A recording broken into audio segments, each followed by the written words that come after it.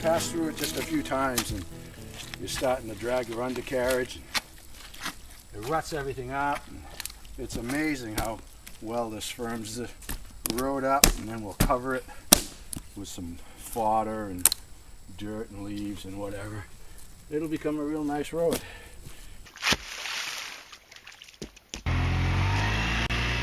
You know, mud holes are a lot of fun when you're out trail riding and playing around. But when you have them in areas that you have to pass through repeatedly, before you know it, you're getting stuck. And then the enjoyment removes itself from the equation pretty fast.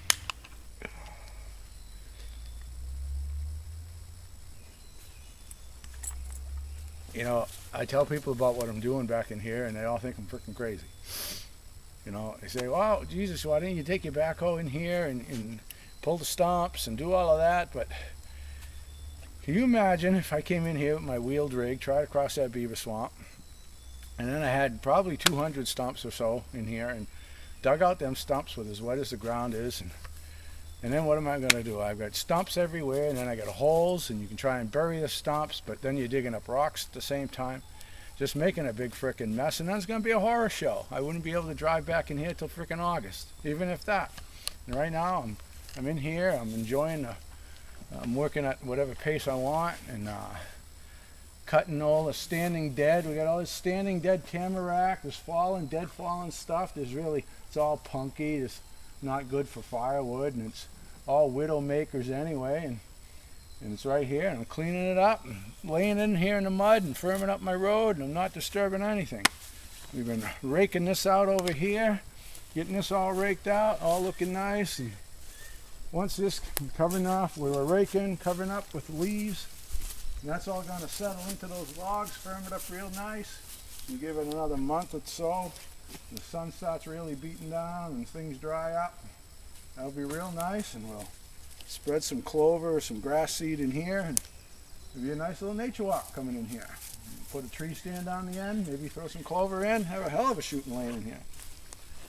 But, you know, I'm enjoying the hell out of this, and the bugs just started coming out, but in here with the dog and getting some work done. And huh, Buggy, huh? Yeah, yes, you're a good one, you are. Yes, you are. Yeah, you love doing this, huh? You're a woods dog if I ever saw one. Yes, you are. I know. You are. Not like them city dogs, are you, Bug? Of course not. You're a good one. So anyway, getting some stuff done, enjoying the hell out of it, getting some exercise. It's a Monday today. Everybody's gone to work. Friends and family, they're all working. I'm out here and having a ball.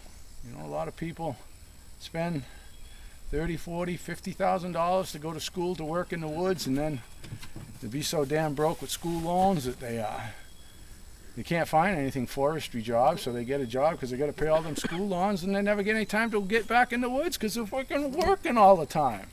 Well, I'm out here, and I don't have a forestry degree. I don't have any degree. So it's my woods. I own it. Building a road, nobody can stop me. Got a cabin back in here. You can't beat it. I don't know. I don't get the rest of the way the rest of the world works.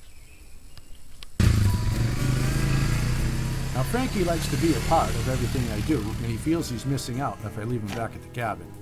The only problem is he comes to supervise more than exercise. And he feels he's got to come in and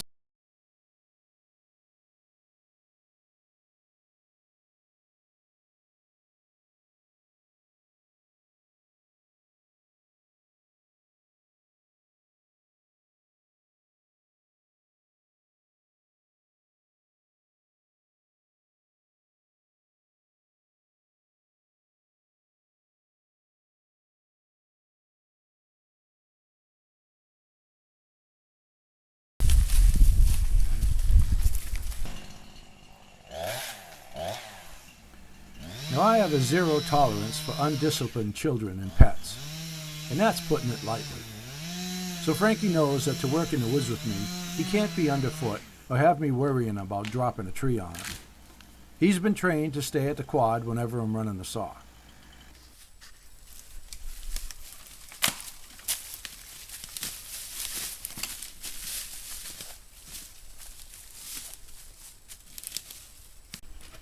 In log after log, I put the standing dead tamarack to good use.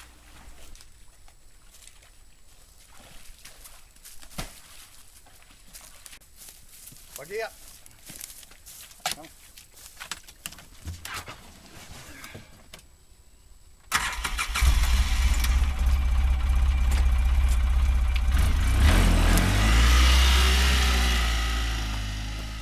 The swamp crossing was certainly the most difficult part of the project.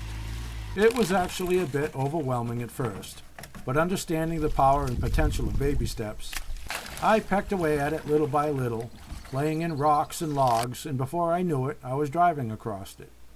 Just goes to show what a man can accomplish once he sets his mind to it. And of course, having a few toys certainly helped the progress a bit.